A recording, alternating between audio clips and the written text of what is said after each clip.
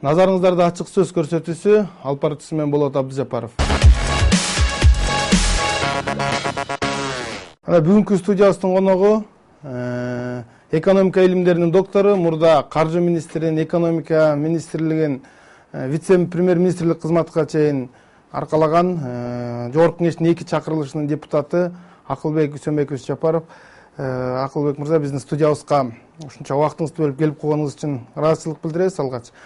Анан бүгүнкү көрсөтүүбүздүн темасын айта кетсек, ушу жаныбарларды, үй жаныбарларын идентификациялоо боюнча. Мына жакында эле жогорку кеңеш мыйзам кабыл алды. Идентификациялоо боюнча. Ошо мыйзамдын маңызы, негизи мындай жалпак тил менен элге түшүндүрүп айтып кетсеңиз.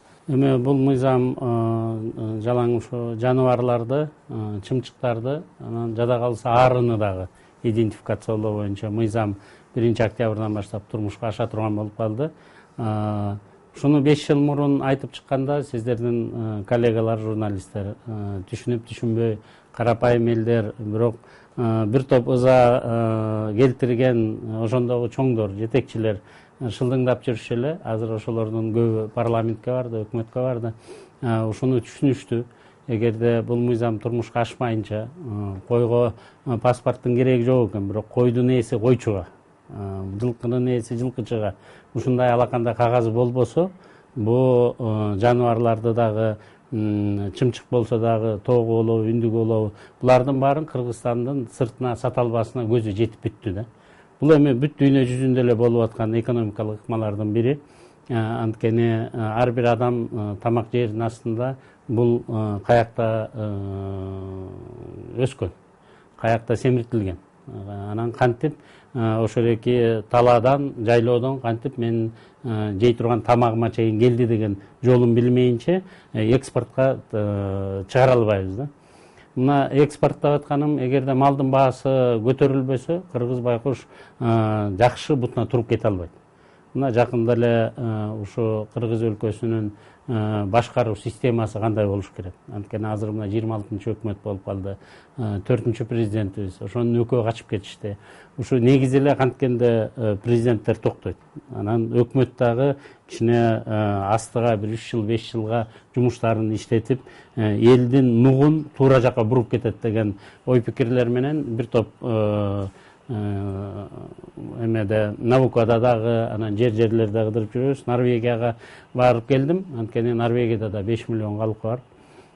Финляндияда да 5 миллион калкы бар.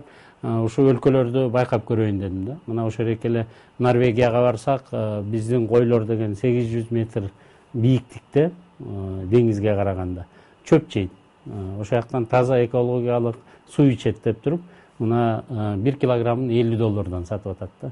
Норвегиядан атайын мен ушу кыргыздарга далилдеп көрсөтүп берейин деп атайын көтөрө келдим. Мына бул 8 айлык козунун жото жилиги менен кашка жилиги 2 жилик. 2 жиликтин баасы мына $105 экен. Муну сүрсүтүп, атайын биздин ата-бабалар сүрсүткөндөй эле тузга чылап тургандан сүрсүтүп койгон экен. Ошондон кийин мына сатып атат. Мына бул жерде 800 метр деп турат. Кыргыздардын койлору 3000-5000 метрде жүрөт десем, сениканда 2 эсе 3 эсе кымбат баада сатса болот экен. Бирок жанагы идентификация деген мыйзамды кабыл алып, мына атайын бул жеринде штрих-коду турат, каякта жүргөн, эмне болгон, таза чөп жеген, таза суу ичкен деген далилдери бар. Анан мына 8 айлык козунун ушу 2 жилиги $105 менен кетип атат. Бизде азыр алгы берги койлор $100 да. Анан ошондуктан эгерде ушу мыйзамды туура азыр өкмөт турмушка ашырып кете турган болсо, анда келечекте кыргыз мал менен кескин түрдө бутуна туруп кетет да. Мына бул эт боюнча караштырсак болот. Биздин калгандагы өсүмдүктөрүбүз бар. Алардыкын дагы ушундай идентификациялоо аркылуу, кыргызча айтканда бул аныктоо, анан тактоодо. Бул адам баласына зыян болбойт деген нерсе да. Ошонун тегерегинде мен ойлоп атам, азыр эми жакшы аракет кылыш керек. Элге туура түшүндүрүш керек. Эгерде ушул жумуштун баары 1-2 жылда бутуна туруп кете турган болсо, анда биз жеке эле орустарга эмес, казактарга эмес, биз жаныбызда турган Кытай элине дагы өзүбүздүн продукциябызды сатканга мүмкүнчүлүк алат. Тактай кетсек, идентификация, санды идентификация кылып атабы же малды идентификация? Жок, малдын өзүн идентификациялайт. Ошо мал жеп аткан тамак аштагы химиялык заттар жок. экологиялык таза деп. Ал бүт баарынан ошо мал жаныбар өсүп чыгаардан баштап ошондон каяктан чыккан, булардын гени боюнча булардын аталары ким, туурабы? Анан каяктан, кайсы уйдан, кайсы койдон чыккан, ошонун баарын каралып турат. Мына биздин ар кайсы жиликке штрих-код жок, ар бир малга штрих-код берилет. Анан ошо малдын штрих-коду анан ошо эки этке, анан ошо эттен жасалган продукцияга атайын коюлуп турат да. Ошонун жолунун баары болот. Мына бул козу каяктан чыккан, бул кайсы кочкордон кетти, туурабы? Андан кийин ошо кайсы жерде бул жайлоодо жүрдү. Анан кайсы жерден бордолуп семирилди, союлду, анан андан эмне продукция чыкты. Ушунун баарын тең ушу кенеде жанагы штрих-коддор аркылуу байкаса болот, билсе болот. Ал эми илгери эле кыргыздарда эн салып келген, бул кайсы урунун малы экен деп карап келишчи. Андан кийин Советтер Союзунун убагында болсо бир коро койго бир чоң журнал ачылып, анан ветеринардык эмне талаптардын баары аткарылды. Жугуштуу оорулар жокпу бул малда деген ыкмалардын баарын эле ошол экини мына койдун бир стадный деп коет, бир үйүр жылкыга бир чоң китеп эле ачып коюп ошол эки жерден байкалып турат. Алам бир коро койго болсо жанагындай бир журнал ачылат дагы, сатып атканда ошонун выпискасын берет. Мына бул кой таза, оорусу жок, жугуштуу оорулар жок дегенден кийин анан мунун баасы мына азыркыга караганда 10 эсе көтөрүлгөн турат да. 5 эседен 10 эсеге чейин көтөрүлгөн турат. Эгерде мына $50 сата турган болсок, бир 20 кило болсо бир коюбуз. Биздики $1000 бир кой чыккан атпайбы? Ушуну 5 жыл мурун айтсам, бир топ адамдар ишенбей, мыскылдап тамаша кылды эле. Ага дагы чыдадык эми, бирок акыры жүрүп ушу туура экенин турмуш өзү далилдеди. Сиз экономикалык жактан айылдыңыз да, баягы экспорт жактан айттыңыз. Экспорт эмес эле ушу иштеги неме жаганы, ден соолукка көчөгүн эле бир туугандар ооруган экен. Фучик деген Фучикте больница бар, атайын городской больницага барсак, альва-кокос дейт. Бул адам баласынын бооруна малдан жуккан оору. Эгерде мына 90-жылга чейин ушу больницада мындай оору чейрек кездешсе, бул эми рак оорусу да. Азыр болсо айына бир 5-10 операция кылып атышат да. Бурсулез деген аябай жайылып кетти. Бул адам баласына оорунун баары тең ошо малдан жугат да. Же болбосо сен жеп аткан тамак аштан жугат. Ошондуктан кыргыздын ден соолугун бекемдесек, булардын жашоо мөөнөтүн узартайлы. Эң кыска да азыр СНГ мамлекеттеринин арасында, особенно кыргыздын эркектеринин жашоо мүмкүнчүлүгү орто эсеп менен алганда 60-тын тегерек эле болуп калып атпайбы? Анда биздин ден соолугубузду карап, кийин генофондубуз дагы таза болсун десек, анда бул законду тез арада ишке киргизиш керек, дагы ветеринардык ыкмалардын баарын карашыбыз керек. Мына ошол эле бурсулез оорусу менен кочкордон бир же болбосо жумгалдан бир уй ооруду деп койсок, аны алып барып көлгө сатып ийишсе, көлдөн кайра чүйгө сатып ийсе, же болбосо аны Жалал Абадка сатып ийсе эле, ошо уйдан бурсулез оорусу менен ооруп атпайбы? Бурсулез оорусу менен ооругандар кийин тукумсуз калып калат да. Бул да убагында билинбей калгандыктан мына биздин бир топ жаш балдарыбыз үй бүлө күткөнү менен кийин баласыз болуп калып атат да. Бул дагы адамдын трагедиясынын баары эле да. Ошондуктан баары башынан ушундан башталат да. Негизи эле Кыргызстанда мындай тактап алып, аныктап анан өнүгүү жолуна чөйүл десек, анда идентификацияны биз кабыл алышыбыз керек. Бул мал боюнча да. Менин оюм болсо, мындан дагы чоңураак эле, алысыраак эле. Анткени биз конституциябызда жазылып турган биз кыргыз эли дегенди идентификациялап, биз кимбиз аныктап алышыбыз керек болуп атат да. Түштүк, түндүккө бөлүнүп жүрөбүз, урууга бөлүнүп атабыз. Биз бир элбизби? Эгерде биз бир элбиз болсок, анда ошону аныктап так жазып койбойлу. Кыргыз эли бул Кыргыз Республикасынын граждандары. Анткени биздин жаныбызда дагы Кудайдын буйругу менен жашап калган бөлөк калктар да бар. Анткени же Кытай болбосок, же Япон, же Южный Корея болбосок, туурабы, моно нация болуп, бир эле нация болуп калгандан кийин. Бирок өзүбүздүн граждандарыбызды так тактап алгандан кийин калгандардын баарын коноксуңар дешибиз керек да. Силер коноксуңар. Кыргыздын салты боюнча конок койдон жоош дешибиз керек. Азыр болсо биз өзүбүз ким экенибизди аныктай албагандыктан конокту биз жакшы көрүп сыйлап койсок, алар тартаңдап төргө чыгып алып бизди башкарып атышпайбы? Өтүгүн төргүлүп алып, каалаган нерсесинин баарын жасап атат. Ага бирдеме дейинсең унчук албайсың. Идентификацияга келсек кайрачы, ошо неме каражат маселеси кандай болот? Мисалы, көп депутаттар ушул мыйзам долбоор талкууланып атканда, көп акча кетет. Ошо акчаны каяктан алабыз? Мени колдоп эми убагында мени колдоп кеткенде муну грант катары бүткүл дүйнөлүк банк, Азия өнүктүрүү банктары менен сүйлөшүп грант катары бүтүрүп коймокпуз. Ошо сүйлөшүүлөр бүткөндөн кийин мен өзүм сунушумду жогорку кеңешке алып баргам. Тилекке каршы эме кой туугандан кийин анан козусуна митирке беребизби, анан союп жесек биз кара кагазды кимге жиберебиз деп шылдыңдап отурушуп буну өткөзбөй койгон. Ошондо Кыргызстанга бул бекер болмок да. Азыр бүгүнкү күнү Польшадан кредит алынды, $40 миллион. Ошонун $25 миллион биринчи этапка кетет да.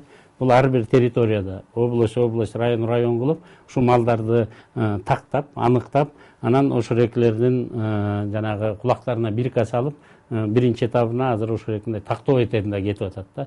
Асыл тукумдуу малдарга болсо чиптерди киргизебиз деп атышат. Бул кан аркылуу көрүнүп турат, сканер менен байкап бул каяктан экен, эмне экен деп.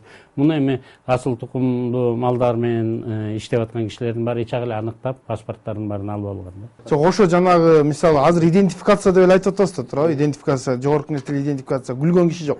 Паспорт деген сөз каяктан чыгып калды? Жок, азыр эми ошону сиздин баягы оппоненттериңиз ойлоп тукту, же сиз байкабай айтып алдыңыз беле паспорт? Байкабай эле, түздөн түз эле паспорт деген бул эми кыргыздын дагы сөзү эмес да, бул орустун дагы сөзү эмес. Бул италиялыктардан келген. Убагында италиялыктар деңиздин жайында жайгашкандыктан бүт дүйнөнү башкарып турган убагында Рим империясы болуп. Анан ошондо бөлөк жактан келген корабльдер портко кириш үчүн пас деп коет, движение деп коет мунусун. Анан кириш үчүн алакандай кагазды көрсөтчү да. Бул таза, товардын баары таза, моряктарыбыздын баары ден соолугу дагы таза. Ушуну сатсак болот силердин территорияда дегендиктен, ошондуктан пасты көрсөтмөйүнчө алакандай кагазды алар портко кирбей калган да. Ошондуктан паспорт болуп калган. Эгерде орусчага которо турган болсо, бул пропуск вовнутрь да. Пропуск вовнутрь деп которулат да. Кыргызга дагы, орусга дагы бүт дүйнө жүзүнө паспорт деген сөз сиңип калган. Азыр мына холодильниктен деле паспорту бар. Газ плитаныкы деле бар, туурабы? Машинаныкы технический паспорту бар. Малдыкы өзүнчө жанагындай паспорт болуш керек. Закондо деле ошентип жазылып турат. Эми баягы дагы мындай катуураак өдөнө тийбесин деп жана идентификация деген сөздү колдонуп атабыз. Бирок идентификациянын түпкүлүгү ошо ар бирине бирден паспорт берүү маселеси коюлуп атат да. Эмнеге мындай баягы черный пиар кылып ийген убагындачы, сизди жаманатты кылып? Убагында мындай болду да, убагында жанагы бир топ кишилер эгерде ушу проблема чечилип калса, анда бөлөк проблема да чыгып кетерин аныктап калышты да. Мен баягы министр экономика болуп турганда өкмөттүн отурумунда айтышты да, эң чоң проблемалар эмне дегенде, мен өкмөттүн жабык заседаниясы болуп аткан, президент да келип катышкан. Мен ал жерде айттым, бул жерде бир $3, $2 турган адам баласынын паспортун $42, $70 чыгарып саткан атайын целый группа болуп алды. Ошонун башында өкмөттүн мүчөлөрү дагы бар дедим да. Дагы бөлөк кишилер менен, анда жанагы Максим деп коебуз, ошо рекелер чогулуп алып, бүт эле ушул паспорттарды право чыгарганда дагы адам кишилердин баарын кыйнап, баягы дефицит кылып, анан мисалы бир айылдын көчөсү жок да. Кочкордо, Сапкосто көчө жок.